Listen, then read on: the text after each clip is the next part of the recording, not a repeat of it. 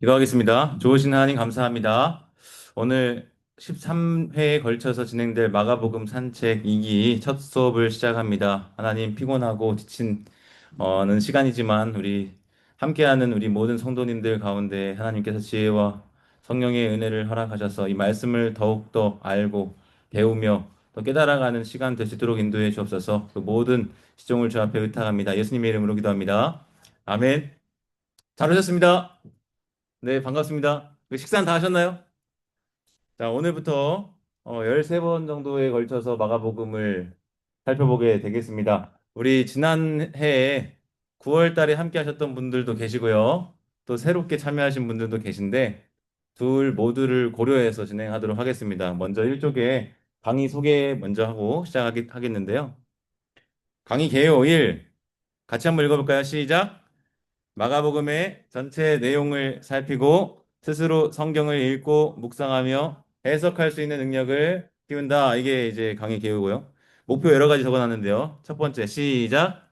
마가복음을 처음부터 끝까지 읽는다. 대한성서공의 새한글 성경을 제가 추천합니다. 제 앞에 여기 있는데 이건 신약과 시편만 있는 거고 합본으로 되어 있는 책도 있어요. 그거 쿠팡에서 19,800원.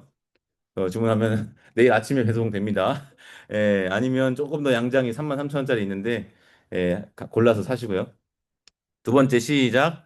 마가복음에 기록된 내용을 파악한다. 일단 내용을 알아야겠죠? 네, 어떤 스토리가 있는지를 사실은 요즘에는 성경을 많이 안 그렇게 말하기도 좀 뭐하지만 하여튼 예, 주일학교는 좀 그런 게 있는 것 같아요. 성경 이야기나 내용을 잘 모르는 경우가 많습니다. 세 번째 읽겠습니다. 시작. 마가복음을 읽고 이해하는 능력을 키운다. 여러분, 문해력 이슈가 있는 거 아시죠? 읽어도 무슨 말인지를 이해하지 못하고 깨닫지 못하는 경우가 굉장히 많아요. 근데 적어도 이 강의를 들으시는 분들은 마가복음을 읽고 이게 무슨 소리야? 보다는 더 잘 알 수 있게 되기를 기대합니다. 네 번째, 시작. 마가복음이 전하는 예수님의 십자가 순환 이야기 가운데 담긴 복음을 묵상한다. 이 복음서라고 하는 장르를 설명할 때 마태도 있고 마가도 있고 누가도 있고 요한도 있어요. 이 정경의 사복음서 외에 베드로 복음도 있고요.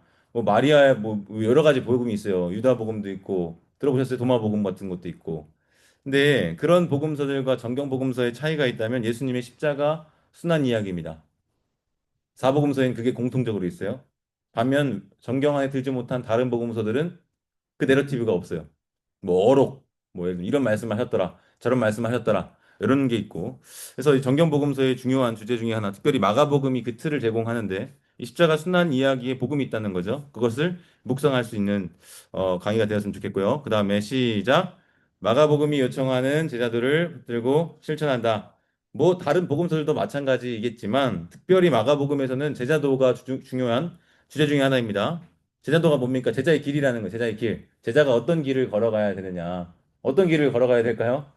스승이신 예수님이 가신 길을 걸어가야 되겠잖아요. 그럼 예수님이 어떤 길을 가셨는지를 알아야겠잖아요. 그것을 마가복음이 보여줍니다. 자, 마지막 시작. 가변 감상 위주의 묵상에서 보다 깊은 신학적 묵상을 하는 대로 나아간다. 여러분 다들 말씀 묵상하시죠? 뭐 여러 가지 큐티도 하시고 성경 읽기도 하시고 나름대로 공부들을 하실 줄 압니다. 그런데 평생 신앙생활을 해도 평생 가볍다? 이건 문제가 있어요. 그죠? 일단 읽지 않는 건 1차적인 문제고요. 성경을 읽지 않는 것 1차적인 문제고, 그것을 읽어도 피상적으로 읽고 덮는 거죠. 3분, 5분. 그래도 박수 쳐줘야 돼요. 요즘 그렇게까지 안 하는 경우가 더 많기 때문에. 근데 언제까지 거기에만 머물러 있을 것인가? 더 깊은 데로 나아갈 수 없을까? 생각을 해보는 거죠. 주일학교 수준에 평생 머무른다면 그 안타까운 일이 아닐 수 없습니다. 그래서 제가 땡길 거예요. 더 좀 와보시죠. 더 좀 와보시죠. 땡길 거예요. 예, 이게 목표입니다. 그 다음에 방법은 매주 정해진 분량을 읽고 해설합니다. 오늘은 정해진 분량이 몇 장일까요? 1장입니다. 45절이에요. 읽을 거예요. 그리고 해설할 겁니다. 그 다음에 마가복음을 스스로 묵상할 수 있도록 돕는다. 제가 별지로 이렇게 2장짜리 앞뒤로 된 총 6쪽에 해당하는 마가복음 1장, 2장을 담아드렸는데 원래 목표는 2장까지였는데 쓰다 보니까 1장만 해도 끝났어요.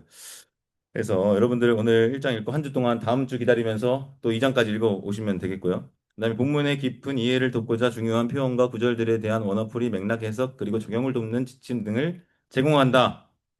제가 나눠드리는 유인물을 그냥 제가 다 작성을 하는 겁니다.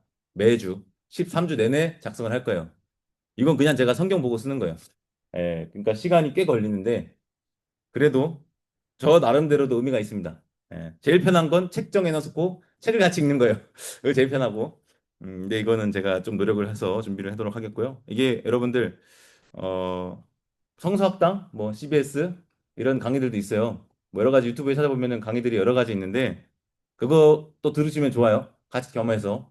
근데 아마 거기서 듣지 못하는 이야기들도 있을 거예요. 왜냐면 제가 생각하고 제가 묵상해서 끄집어내는 것들도 있고 연구하는 것들도 있어서요. 그다음에 독자 개인의 묵상과 기도문을 별도로 적을 수 있도록 한다. 이거는 각자 노트를 하나 마련해 보시면 되겠습니다. 각자. 아니면 핸드폰에 메모장이라도 해서 끝나고 마지막 한 5분 정도의 시간에는 나눔 내지 자기 정리하는 시간을 좀 갖도록 할게요. 아니면 그게 없다. 그럼 집에 가서 숙제로 내드립니다. 그럼 매주마다 여러분들 나름대로 각 장에 대해서 배운 내용을 가지고 묵상할 거리들이나 기도문을 적을 수 있겠죠? 그게 이제 진행하고자 하는 강의 방법입니다. 지난 학기엔 그렇게 하지 않았는데 시행착오도 있었고 여러 가지 나름대로 생각해봤습니다. 참고 자료는 뭐 여러 가지 적어봤는데요. 사실 다 아무도 안 사실 것 같고 안 보실 것 같긴 하지만 그래도 제안 드립니다. 이런 책이 있다. 이런 책 정도 보시면 어, 더 풍성한 도움을 얻으실 수 있겠다 생각합니다. 그래서 새한글 성경 정도는 여러분들 있으면 좋고요. 없어도 핸드폰에 링크가 있거든요. 그걸 통해서 보시고 제가 유인물도 뽑아올 거예요. 매주 뽑아다 드릴 테니까 안 가지고 원래 있는데 안 가져왔다 그거 보셔도 되고요. 여기까지 혹시 궁금하신 거나 질문 있으십니까? 7분 걸렸어요. 그러면 7, 8에 56. 8쪽이니까 56분 목표로 한번 해보겠습니다. 자, 다음 장 넘어가 볼까요? 바로 시작합니다. 원래 막 개론도 하고요. 뭐 여러 가지 많은 이야기를 했는데요. 너무 길어져가지고 아, 이게 진도를 못 나가더라고요. 그래서 오늘은 그냥 무조건 1장 끝낸다 해가지고 적었습니다. 적으니까 한 7장 나왔어요. 자, 우리 같이 들여쓰기 되어 있는 부분 1절만 같이 한번 읽어볼까요? 시작. 예수 그리스도 곧 하나님의 아들의 복음의 시작. 이것을 제가 뭐라고 써놨습니까? 제목이라고 써놨습니다. 근데 이제 아래에 헬라어를 써놨는데 아르케트 유앙겔리오 예수 그리스도 히우데우 이렇게 되어 있습니다. 아르케가 시작에 해당하는 단어예요. 시작. 근데 사실 시작으로만 번역이 되진 않아요. 기초도 되고요. 입문도 됩니다. 그래서 이제 신현우 교수님 제가 존경하는 교수님인데요. 제 많은 부분 영향을 많이 받았습니다. 메시아 예수 복음 인문이 마가복음의 제목이다 이렇게 제안을 합니다. 근데 왜 가로에 하나님의 아들은 이렇게 쫙 그어놨느냐? 위에 헬라어에서도 보시다시피 괄호가 있죠. 꺽쇠가. 이게 무슨 뜻이냐면 결정을 못했다는 뜻이에요. 누가요? 학자들이 이것이 정말 원 본문인지 그렇지 않은지를 확실하게 확정 짓지 못한 것은 이렇게 과제로 남겨놨습니다. 그러면 아예 빼버리면 되지 왜 이걸 애매하게 이렇게 했을까?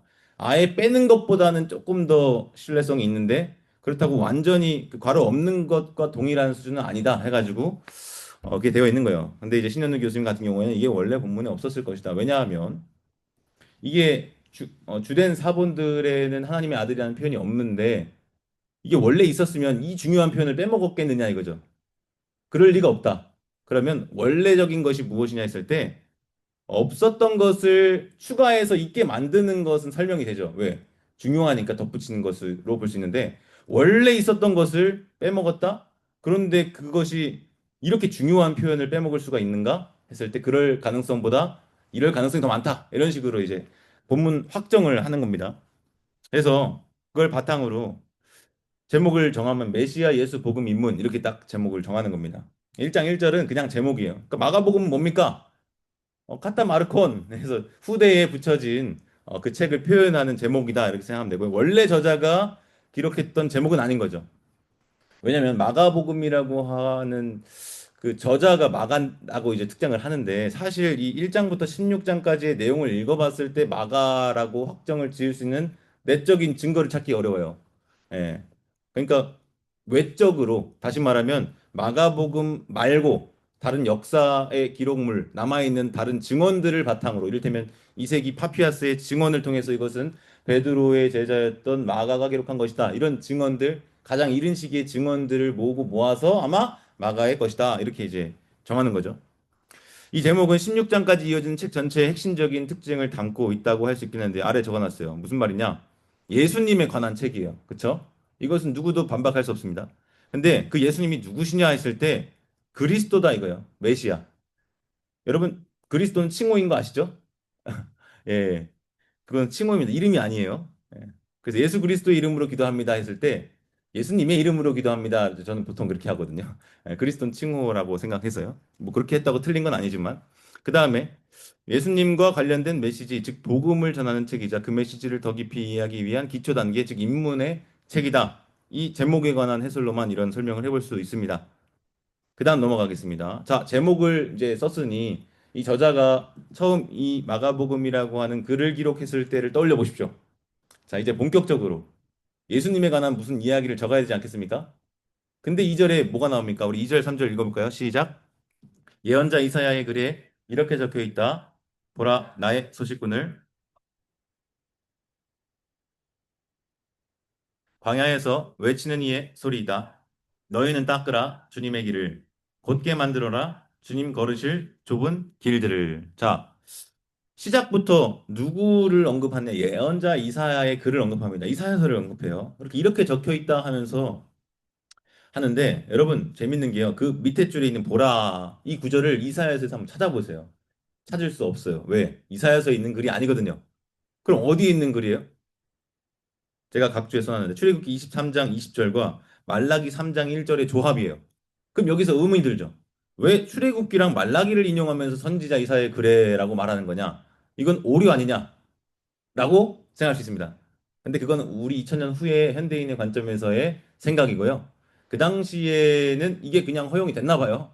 예, 그 무슨 말이냐면 그 다음에 이어지는 3절 광야에서 외치는 이의 소리이다 너희는 닦으라 주님의 길을 곧게 만들어라 주님 걸으실 좁은 길들을 이것은 어디에 있는 거예요? 이사야 40장 3절에 있는 말씀입니다. 다시 말하면 이사야 글의 내용을 인용한 것은 맞아요.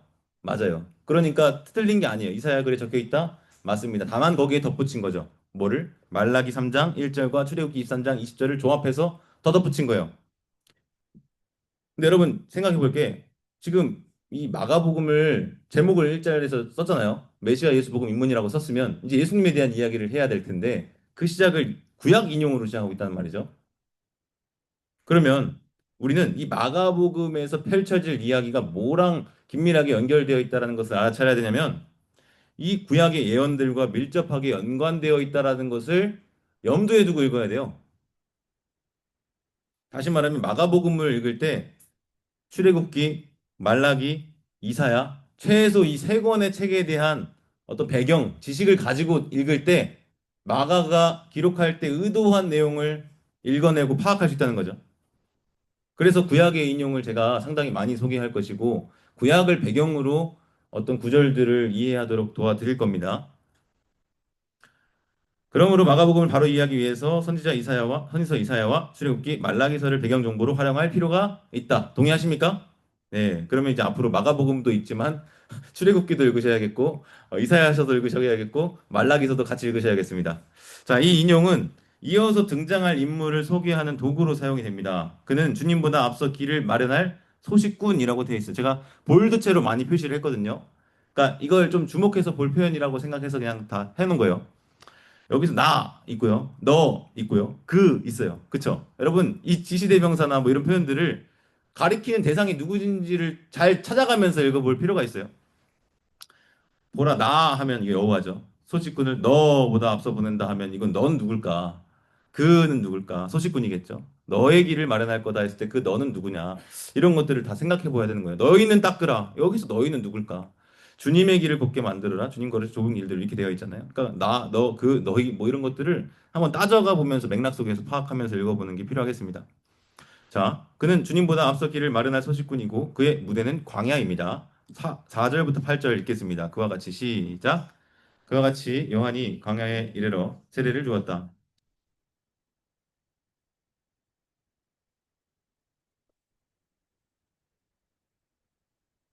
예루살렘 주민 모두가 요한한테 나아갔다. 그리고 요르단 강에서 그에게 세례를 받으며 자기들의 죄를 털어 놓았다. 요한은 낙타 털 가죽을 걸치고 가죽띠를 허리에 두르고 있었다. 그는 메뚜기와 들 벌꿀을 먹고 살았다.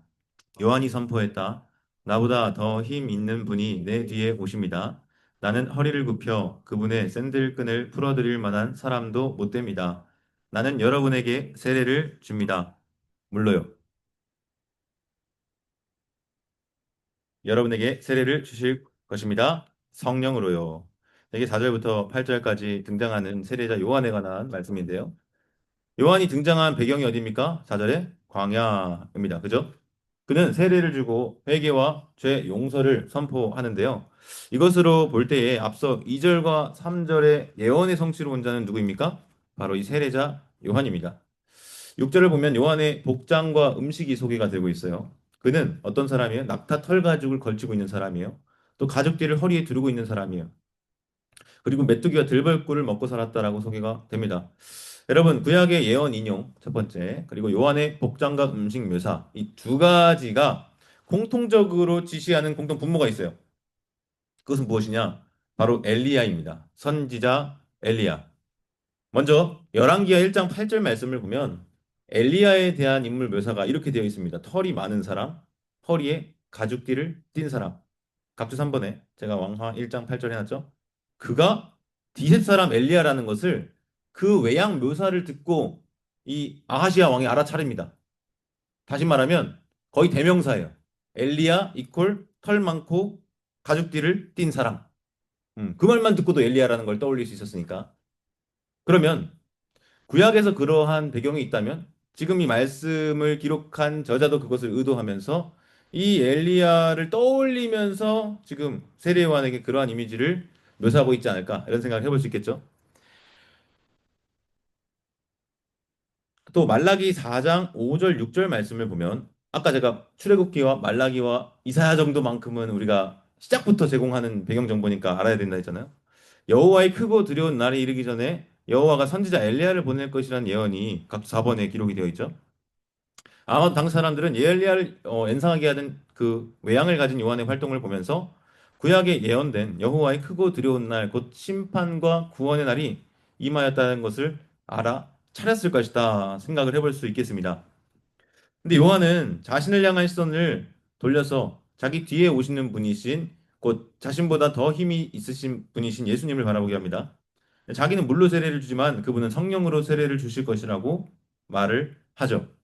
이어지는 9절부터 11절 읽겠습니다. 시작. 그 즈음에 예수님이 갈릴레아의 나사렛에서 오셨다. 그러고는 요르단강에 들어가 요한에게 세례를 받으셨다.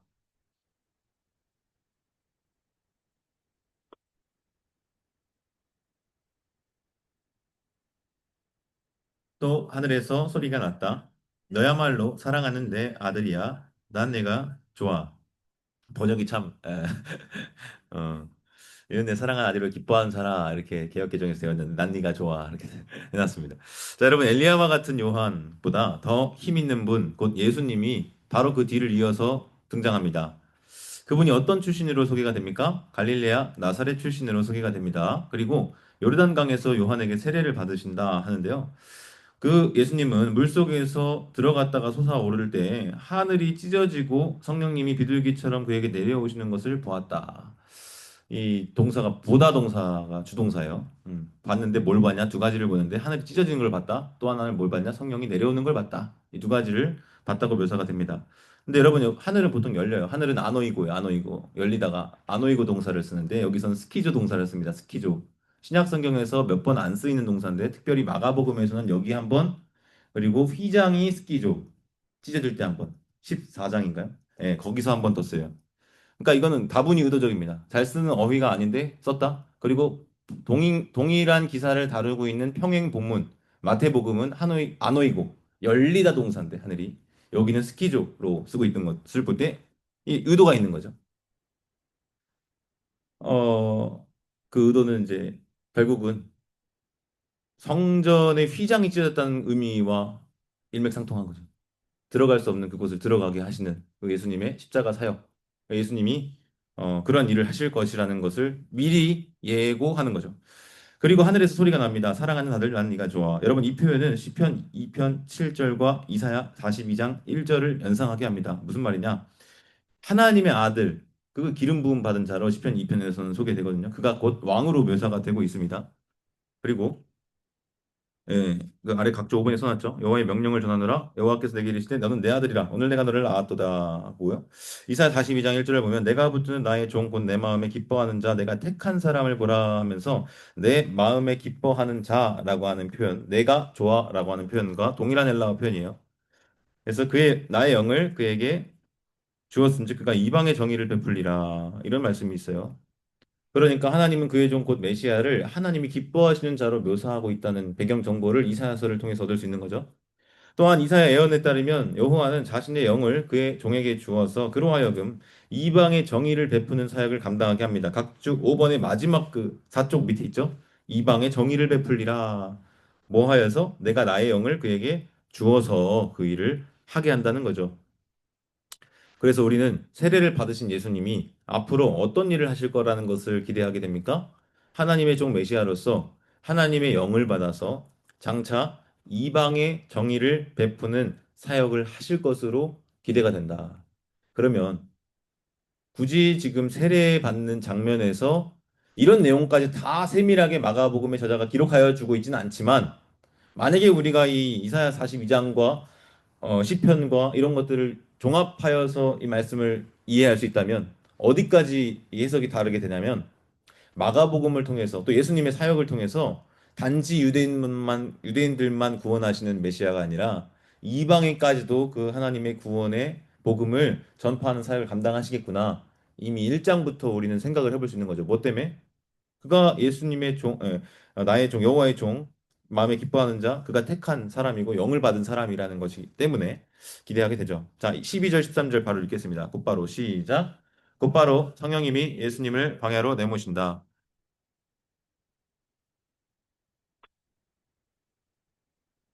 예수님은 들 짐승들과 함께 계셨는데 천사들이 예수님을 시중 들었다. 예수님은 성령님에 의해 광야로 내몰리셨다 합니다. 여기서 내모신다, 에크발로 동사가 쓰입니다.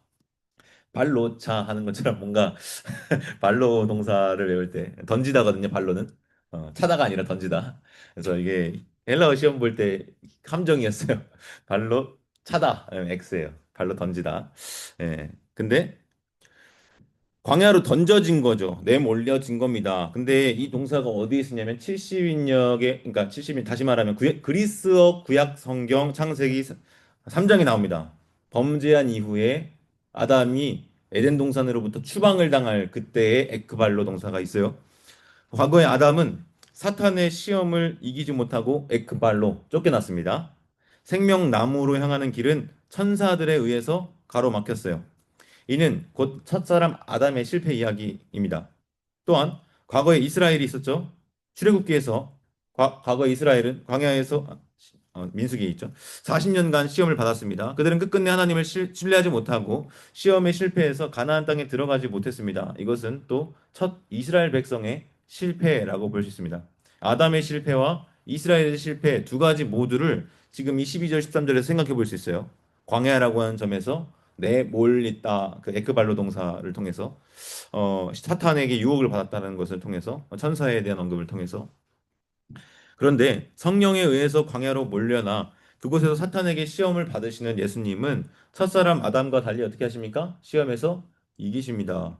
천사들에 의해서 제지가 되었던 아담과 달리 예수님은 무엇을 받으십니까? 천사들로부터 식탁 시중, 식사 시중을 받으십니다. 오지 마세요라고 막았던 그 그룹들과 천사들 둘 또는 불칼로 막혀 있었잖아요.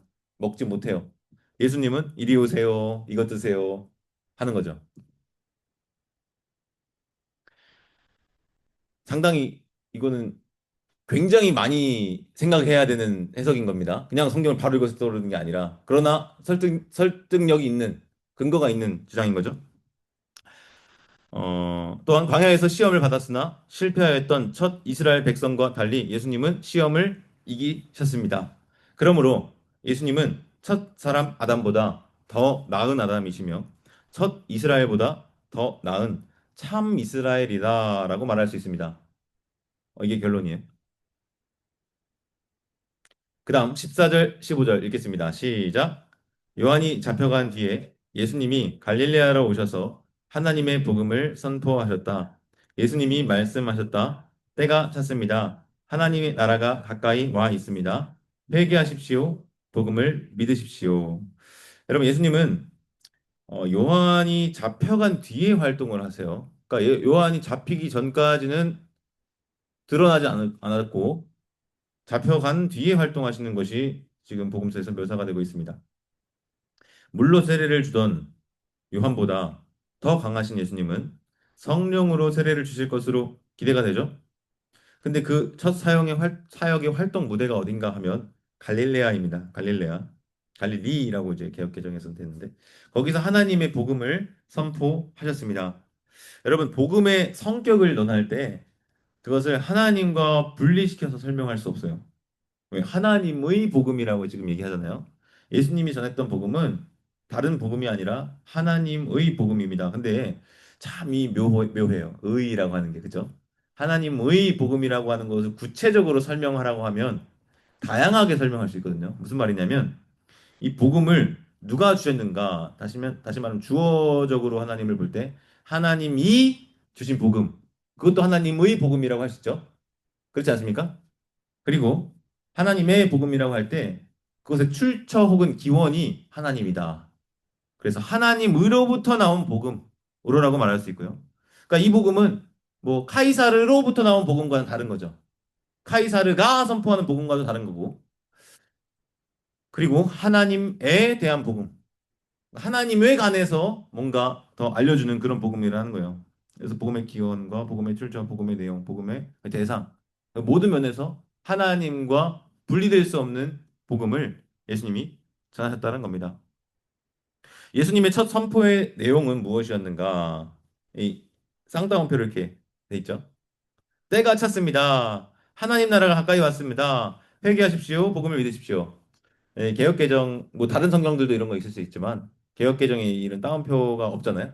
예, 이런 것들이 이제 조금씩 읽기 편하게 보조를 받을 수 있다는 점에서 또 유익이 있습니다. 어, 때가 찼다. 하나님 나라 가까이 왔다. 회개하라. 복음을 믿으라. 이렇게 예수님이 첫 선포의 내용을 마가는 소개하고 있습니다. 때를 이야기할 때는 그 때가 뭐냐?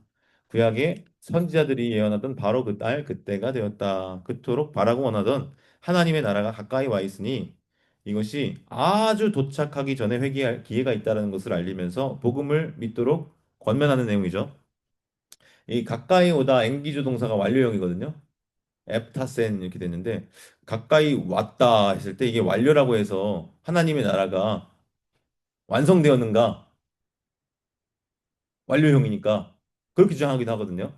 근데 가까이 온 거의 완료를 생각하면 완성은 아닌 거죠. 이해되시죠? 가까이 온 게 완료되었다는 거지 완성이 되었다라고 말하는 건 아니거든요. 어, 이제 예수님의 사역은 바로 그 첫 선포의 메시지를 갈릴레아로부터 시작해서 그 주변 지역을 넘어서 점차 예루살렘을 향해서 이동하는 것으로 그리고 있습니다. 그리고 그곳에서 예수님은 그보다 앞선 자인 요한이 당한 것과 같이 잡히실 거예요. 요한이 잡힌 후에 했을 때 예수님의 결말도 미리 암시하고 있는 거죠. 요한이 앞서 걸으면서 준비한 길을 제가 오타 있네요.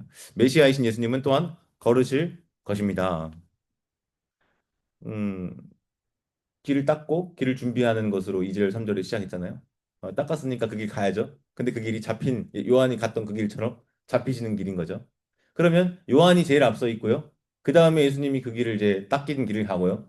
그 길 위에 누가 갈까요? 예수님을 따르는 제자들이 다시 말하면 마가복음의 독자들이 갈 길인 거죠. 그래서 제가 이제 참고 문헌 제 읽을 자료 중에 소개한 것 중에 하나가 마가복음 강의 길 위의 길이 있어요. 길 위의 길. 길이 하나 있는데 그 길에 또 하나의 길이 있는 그래서 예수의 길과 제자의 길이 함께 겹쳐져 보이는 그런 이미지를 생각해 볼 수 있겠더라고요. 16절부터 20절까지 같이 읽겠습니다. 예수님이 시작. 예수님이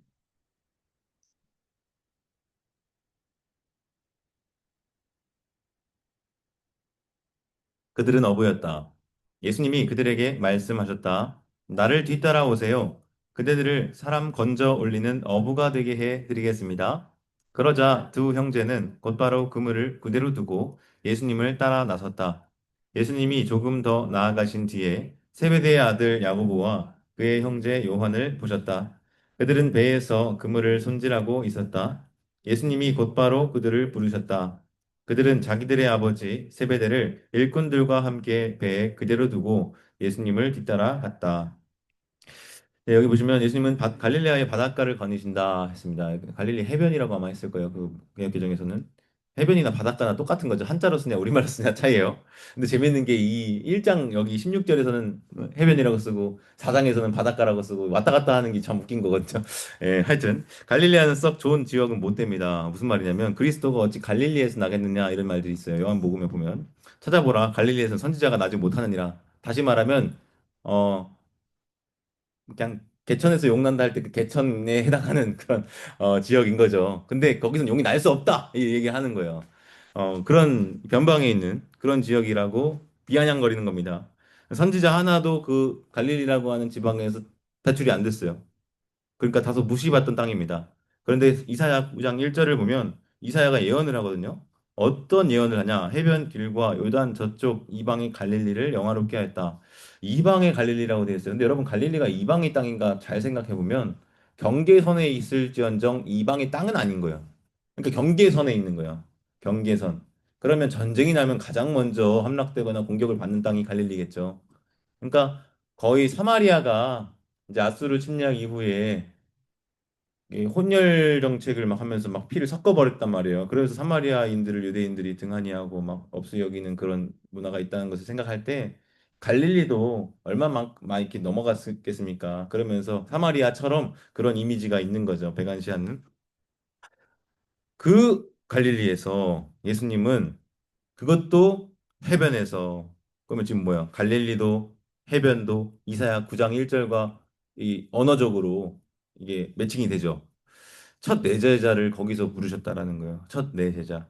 근데 그들은 어부였습니다. 여러분 예수님은 어부들을 부르셔서 사람 건져 올리는 어부가 되게 하셨습니다. 사실 정확하게 얘기하면 사람들의 어부예요.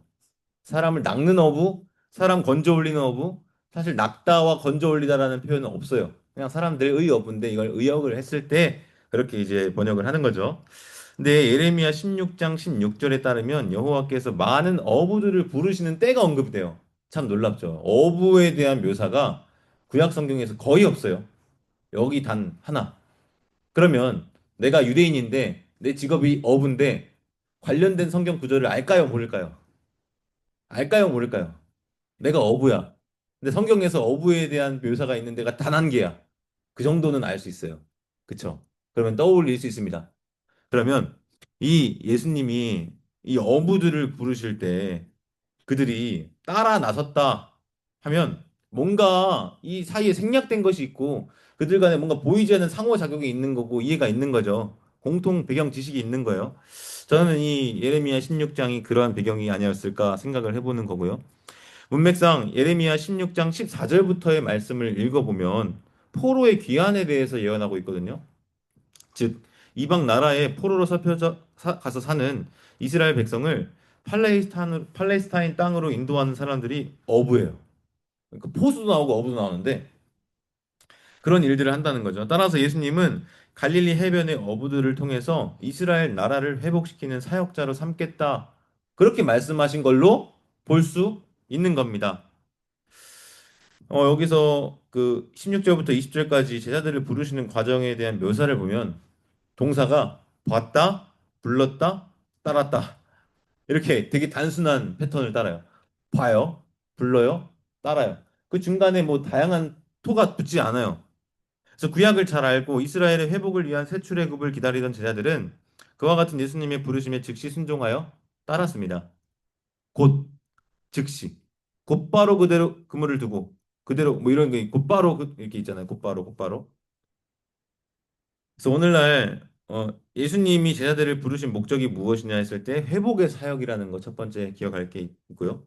또 두 번째로는 오늘날 제자된 우리가 예수님을 따르는 목적도 다른 게 아니라 뭐 부귀영화를 누리고 뭐 맨션, 뭐 천국의 뭐 아파트 뭐 이런 게 아니라 이와 같은 세출의 회복의 역사를 이루는 것이어야 하는 거예요. 이게 말씀에 기초한 우리의 제자도라고 생각합니다.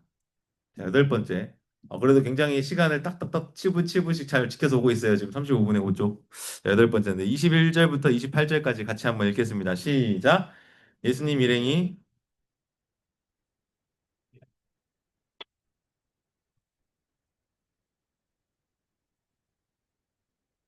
예수님이 권위 있게 가르치셨고 율법 학자들하고는 다르셨기 때문이다.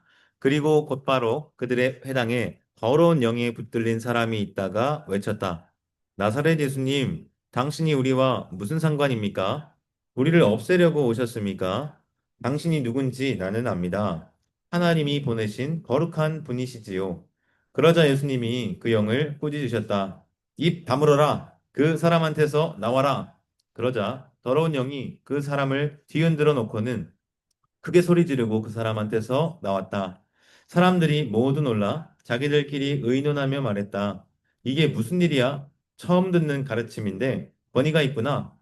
예수가 더러운 영들에게 명령하니까 그것들이 순순히 그분 말을 듣는구나. 예수님의 소문이 곧바로 갈릴레아 둘레 온 지역에 두루 퍼져 나갔다. 아멘. 예수님과 제자들은 갈릴리 호수 북서쪽 해안에 위치한 성읍인 그 가버나움으로 들어갔다 합니다. 이 마가복음에서는 예수님의 최초 사역으로 이곳 회당에서 가르치신 것이 소개가 돼요. 그전까지 이제 제자를 부르신 것이었고. 근데 여기서 주목할 것은 예수님이 안식일에 회당에서 가르치셨다는 거예요. 장소적인 배경과 시간적인 배경이 함께 나옵니다. 안식일, 시간, 회당, 장소. 가르침의 내용이나 가르침의 방식이 생략되고 있는 것은 특이할 만합니다. 그렇죠? 이를테면 누가복음 4장에 나사렛 회당에서의 첫 설교가 있다고 칩시다. 거기에서는 과정이 상세하게 묘사돼요. 사람이 와가지고 두루마리를 줘서 펴서 읽고 이 길이 너희 귀에 응하여니라 하고 뭐 이렇게 이게 과정들이 묘사가 되고 있잖아요. 그 방식도 이제 나오고요. 앉아서 뭐 예를 들면 이런 것들이 묘사가 있는데 이 마가복음에서는 그런 거는 생략하고요. 가르침으로 인한 반응을 상세히 묘사합니다. 반응. 그 사람들이 이 가르침을 듣고 어떻게 반응했느냐. 어떤 반응이에요? 사람들이 매우 놀랐대요. 그냥 놀란 게 아니라 매우 놀랐대요. 그 이유는 권위가 있다. 첫 번째. 율법학자들과 다르다. 두 번째. 보통은 이 율법학자, 다시 말하면 성경 교사들이 어떤 식으로 가르쳤냐면 랍비 가말리엘이 뭐 랍비 뭐 이스마엘이 누가 뭐 이런 식으로 하면서 그 권위에 기초하여 어떤 구약 성경의 해설이나 어떤 가르침을 소개하는 식으로 교육을 했다면 예수님은 그러한 방식과는 달리 성경을 직접 해석하며 가르치셨기에 청중들이 놀라워했을 것이다. 그냥 말하는 거예요. 마치 자기의 권위로 말하는 듯이. 근데 그게 맞는 말인 것 같고, 그게 정말 힘이 있고, 능용이 있던 것이죠. 심지어 그것이 그냥 단순히 말로만 그친 게 아니라 그 자리에 어떤 일이 있었습니까? 더러운 영에 붙들린 사람이 있었는데요. 그 사람이 갑자기 자리에 있다가 그 영의 어떤 충동을 받아서 예수님의 정체를 폭로합니다. 말은 그 사람의 입을 통해서 말해지고 있는 거지만 사실 그 배후에 뭐가 있습니까? 더러운 영이 있는 거죠. 당신이 누군지 난 압니다. 당신은 하나님이 보내신 거룩한 분이시죠. 다 두 번째. 자, 보내신 거룩한 분이시죠. 사실상 패배한 사탄의 바락과도 같습니다. 이미 이 사탄은, 이 더러운 영은, 막 쫄아있어요. 우리를 없애려고 오셨습니까? 이러고 있잖아요. 그러니까 없애질 것에 대한 위기와 두려움이 있으니까 이런 발악이 나오는 거죠. 사실상 예수님이 그를 쫓아내버립니다. 그 영을 꾸짖어서 사람으로부터 떠나가게 하셨습니다. 예수님은 단지 하나님의 나라의 복음을 입으로 가르치셨을 뿐만 아니라 실제적으로 자유롭게 하는 사역을 하셨어요. 사탄의 나라 가운데 억눌려 살아가는 모든 자들을 자유롭게 하는 사역을 행하십니다. 그러니까 처음에 그 말로 들었던 가르침에도 놀라고 몹시 놀랐는데 이 말의 권세와 이 능력으로 귀신을 걸어온 귀신까지 쫓아내는 그것이 눈앞에 나타나 보이니까 놀라지 않을 수 없는 거죠. 예수님의 죽기 사역은 스가랴 13장 2절의 예언과 연관되어 있을 것입니다. 사실 스가랴 말씀을 우리가 읽을 기회가 거의 없는데 아마 조만간 매일 성경 공문으로 새벽 설교를 이제 쭉 하게 될 걸로 알고 있습니다. 만군의 여호와가 말하노라 그날에 그날이 어떤 날일까 한번 생각해 봐야겠죠. 그 맥락으로 가서 내가 우상의 이름을 이 땅에서 끊어서 기억도 되지 못하게 할 것이며 아마 그날은 긍정적인 날로 생각됩니다. 그죠? 거짓 선지자와 더러운 귀신을 이 땅에서 떠나게 할 것이다. 여기에 뭐가 나옵니까? 거짓 선지자와 더러운 귀신. 근데 그날이 언제예요? 어, 어떤 날이에요? 바로 그날 때가 찼고 메시아이신 예수님을 통해서 하나님의 나라가 도래하는 그날. 가까이 왔다 하셨던 그날. 지금 약속의 성취를 보이시는 거죠. 더러운 귀신을 이 땅에서 떠나게 할 것이라. 하나님은 우상의 이름이 끊어져서 기억되지 못하게 할 뿐 아니라 거짓 선지자 더러운 귀신이 이 땅에 곧 약속하신 가나안 땅에서 떠나가게 할 것입니다. 이 약속했던 가나안 땅이라 함은 구약에서는 가나안 땅이지만 결국은 하나님의 나라로 표상되는 어떤 예표 아니겠습니까? 모형. 바로 그의 영을 받은 예시야 예수를 통해서 그리고 그를 따르는 제자들을 통해서 그러한 일들이 일어나게 될 것이죠. 비록 십자가에서 완성될 것이지만 이미 공생의 초기부터 지금 일장인데 그리고 최초의 사건이라고 마가복음은 지금 보여주고 있는 바로 그 장면에서 역사가 이미 시작이 되고 있는 것이죠. 자, 9, 10, 11 이제 3개 남았는데요. 잠깐 숨만 돌리고 자, 29절부터 쭉 읽겠습니다. 시작. 예수님이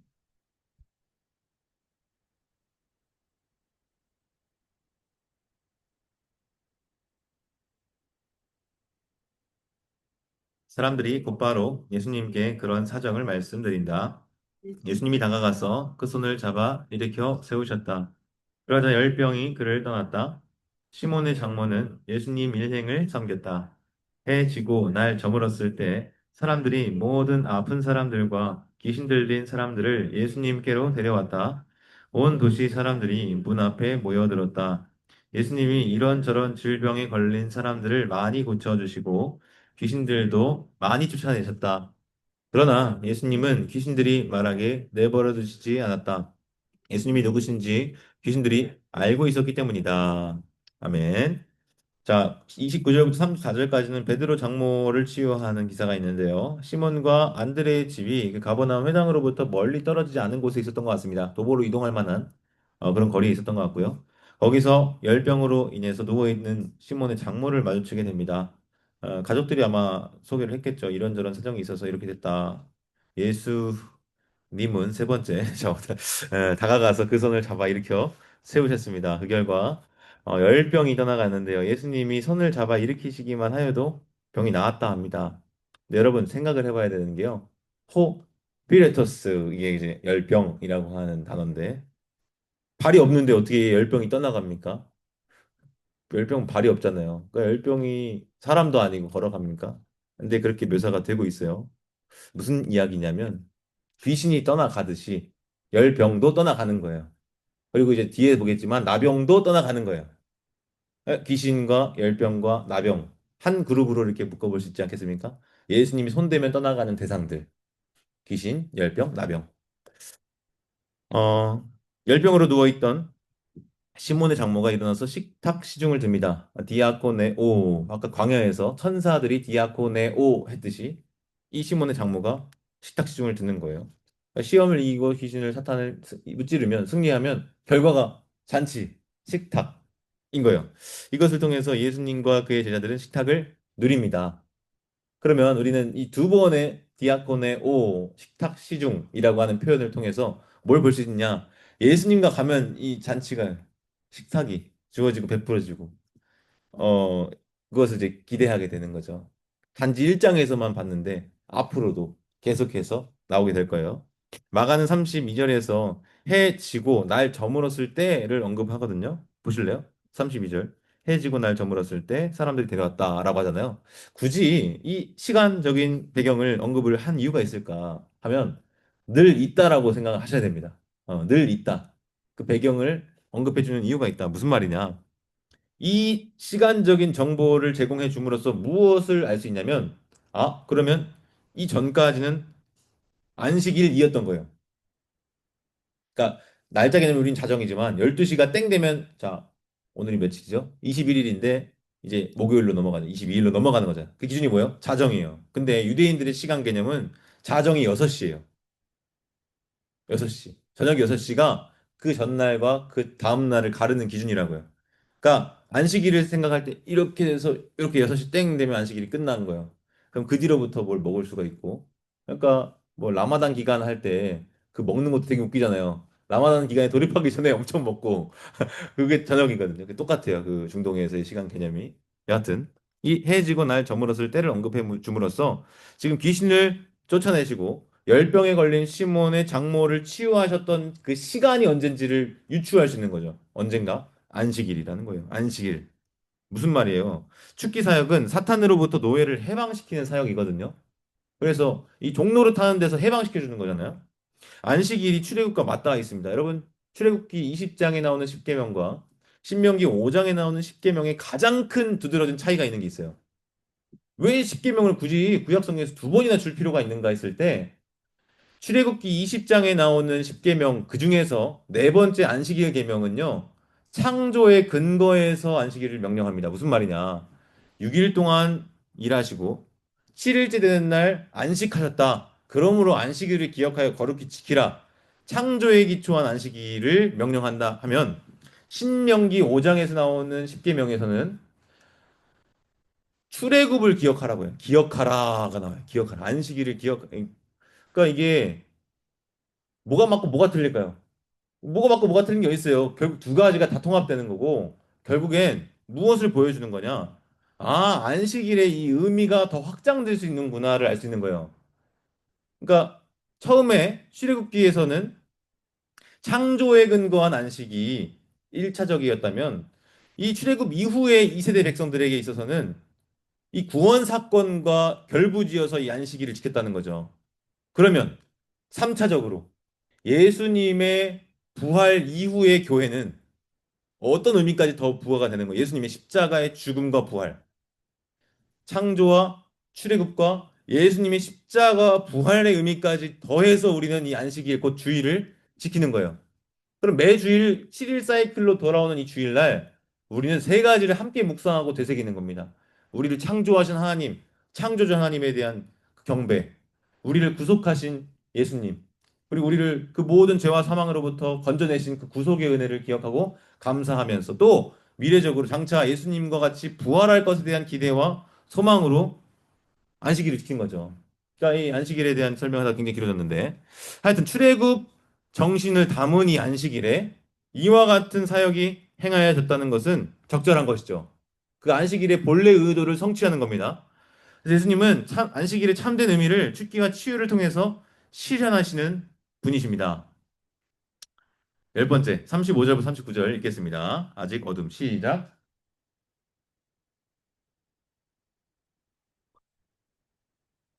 거기서 기도하고 계셨다. 시몬과 그의 일행이 서둘러 쫓아갔다. 그들이 예수님을 찾아내서 말씀드린다. 모두들 선생님을 찾아다니고 있습니다. 그러자 예수님이 그들에게 말씀하신 듯 다른 데로 갑시다. 가까운 여러 작은 도시로요. 거기서도 말씀을 선포해야 합니다. 나는 이 일을 하러 왔으니까요. 이렇게 하여 예수님은 온 갈릴레아에 다니며 그들의 여러 회당에서 말씀을 선포하시고 귀신들을 쫓아내셨다. 여러분, 예수님이 일어나셨는데 언제 일어나셨대요? 어둠 짙은 새벽에 일어나셨다 합니다. 그리고 외떨어진 한적한 곳으로 나가셔서 그곳에서 기도하셨대요. 바쁜 사역 와중에서도 사역과 개인 기도를 구별하여 기도하셨습니다. 보통 통치는 데서도 저는 이제 구별을 하셔서 기도하셨대요. 구별. 자, 5월 주제 구별. 자, 이외에도 마가는 예수님이 홀로 조용한 곳에서 기도하시는 모습을 종종 소개합니다. 6장 46절에서 14장 42절에서. 이 마가가 기도의 구체적인 장소로 외떨어진 곳 에레모스를 제시한 이유가 뭘까? 이 에레모스는 광야를 연상하는 장소입니다. 이 자체로 출애굽과 긴밀하게 관련됩니다. 출애굽의 배경이 에레모스 광야잖아요. 애굽으로 탈출한 이스라엘 백성이 광야에서 40년을 보냈기 때문입니다. 서두에서 마가는 광야에서 주의 길을 예비하라는 이 이사야 40장 3절의 말씀을 마가복음 1장 3절에서 인용함으로써 이야기를 시작했습니다. 그러므로 광야는 어떤 장소입니까? 새 출애굽을 준비하는 장소다.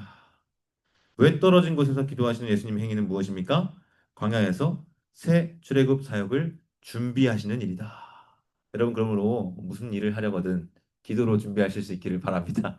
기도로 준비하는 이 예수님의 모습을 우리의 것으로 삼으면 좋겠고요. 자, 마지막 40절부터 45절 단락입니다. 조금 길지만 읽어보겠습니다. 그런데 시작. 그런데 심한 피부병을 앓는 사람이 예수님께로 와서 무릎을 꿇고 사정사정한다.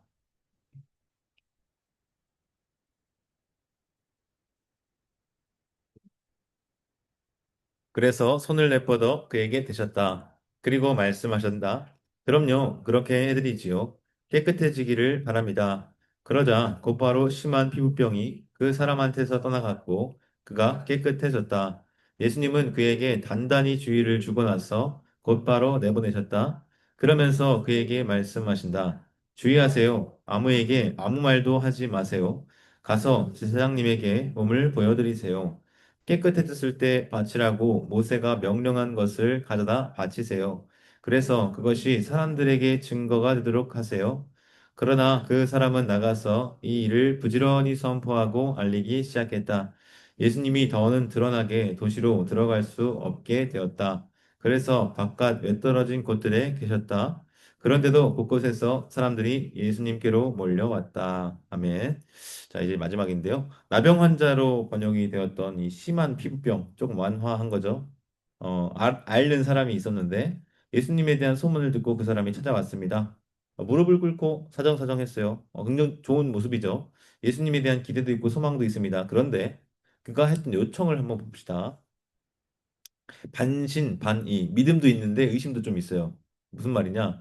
해 주실 마음만 있으시면 이건 뭐예요?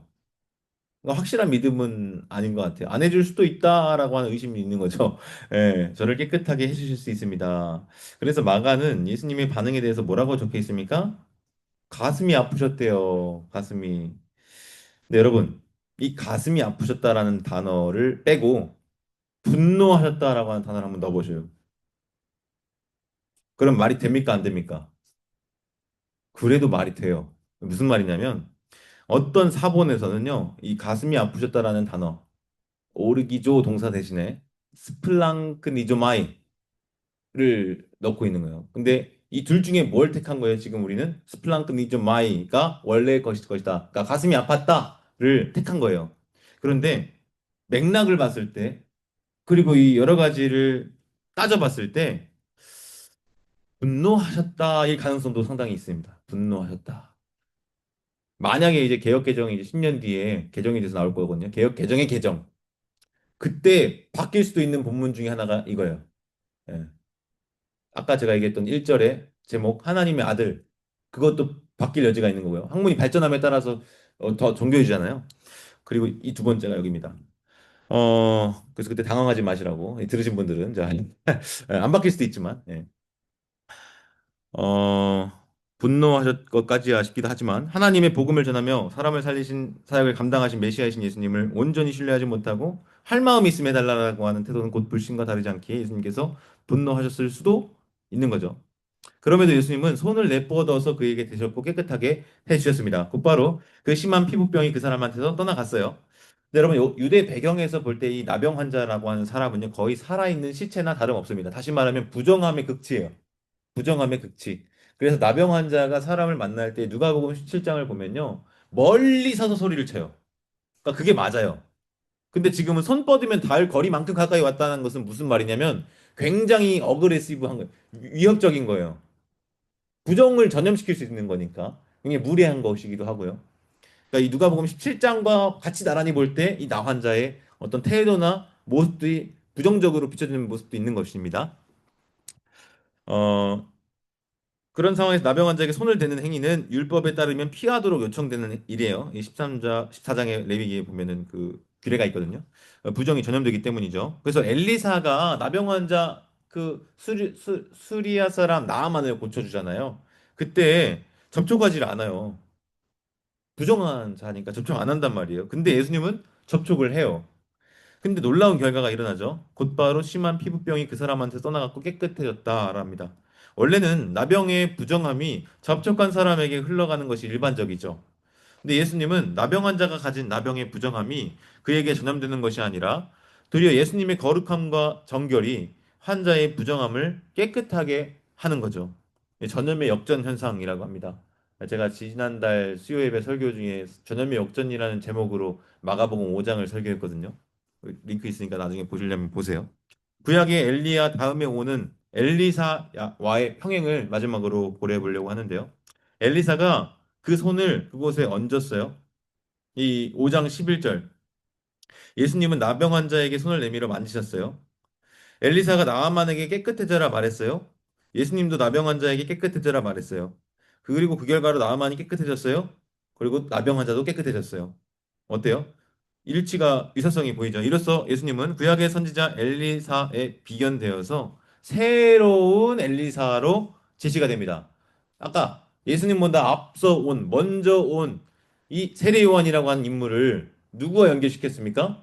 그의 외양 묘사와 구약 말라기 선지자 예언을 통해서 엘리야와 연결시켰잖아요. 엘리야의 제자, 그 뒤에 오는 자가 누굽니까? 엘리사죠. 마찬가지로 세례 요한의 뒤에 오는 사람이 예수님인데 엘리야와 엘리사 구도가 세례 요한과 예수님의 구도로 같이 나란히 보이는 것이죠. 근데 예수님은 구약의 엘리사보다 훨씬 더 뛰어난 엘리사시죠. 여기까지만 썼어요. 이상입니다. 여러분들 그 내용 중에 각자 잠깐 시간 드릴 테니까 오늘 배운 내용 중에 좀 묵상해 볼 내용, 적용해 볼 내용을 한번 생각해 보시고요. 기도문은 뭐 지금 적을 수 있으면 적을 수 좋은데 집에 가서 적어 보시고요. 잠깐 양옆에 계신 분과 짝을 지어서 나눔의 시간을 3분만 갖도록 하겠습니다. 네, 발표까지는 안 할게요. 어떻게 좀 짝을 지어 드려야 되나? 예, 두 분 같이 하시고 세 분 같이 하시고 예, 그 짝을 잘 지어 보세요. 예.